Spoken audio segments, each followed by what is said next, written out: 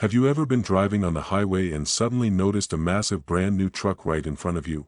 Shiny paint, huge wheels, luxury interior, and a price tag that feels closer to a house than a vehicle. And here's the strange part, the person driving it often earns the same as you.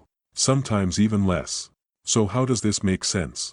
How are regular people affording $70,000 trucks and $1,000 monthly car payments?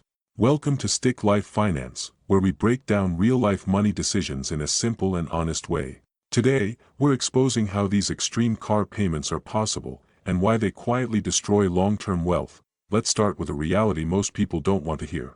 The average new car payment in the United States is now over $700 per month. That's not luxury cars, that's the average. For trucks and SUVs, payments often reach $900 to $1,200 every single month, and many of these loans last 6, 7, or even 8 years. Some families are literally paying more for their car than for their rent. And no, these buyers aren't secretly rich. They're teachers, nurses, mechanics, office workers, people with normal incomes and normal lives.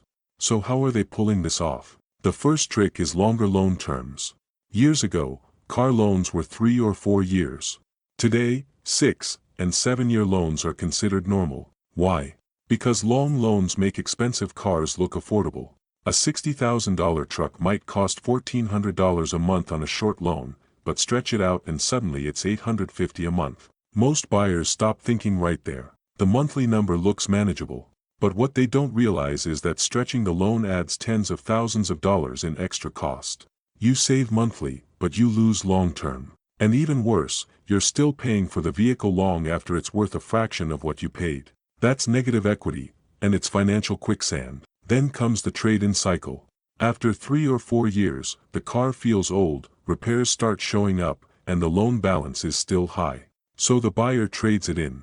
But the car is worth less than what's owed, so the unpaid balance gets rolled into the next loan. Now they're paying for the old car and the new car at the same time. This repeats again and again. Dealerships love this system because once someone enters the cycle, it's very hard to escape. You've probably also seen the signs advertising 0% financing. It sounds like free money. But here's the truth, it isn't. You either get a discount on the price or special financing, almost never both. And most people don't even qualify.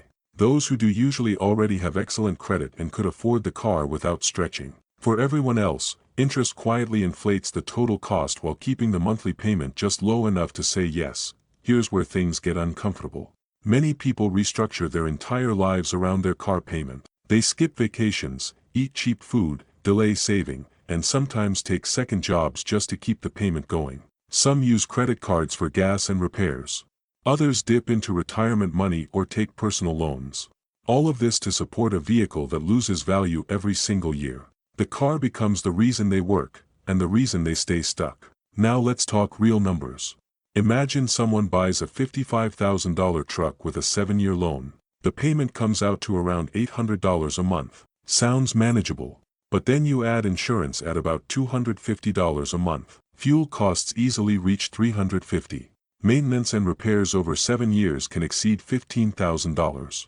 When you add everything up, that person will spend over $130,000 just on transportation. And at the end of those 7 years, the truck might be worth $15,000 if they're lucky. That's not transportation. That's wealth destruction with leather seats and a touchscreen. What makes this even more painful is opportunity cost. If that same $800 per month had been invested instead, even at modest returns, it could grow into more than $70,000 over the same period. Same money. 2 completely different outcomes. One builds wealth, the other destroys it. So how are people affording these insane car payments?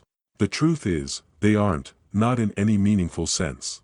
They're stretching time, stacking debt, and trading future freedom for short-term status.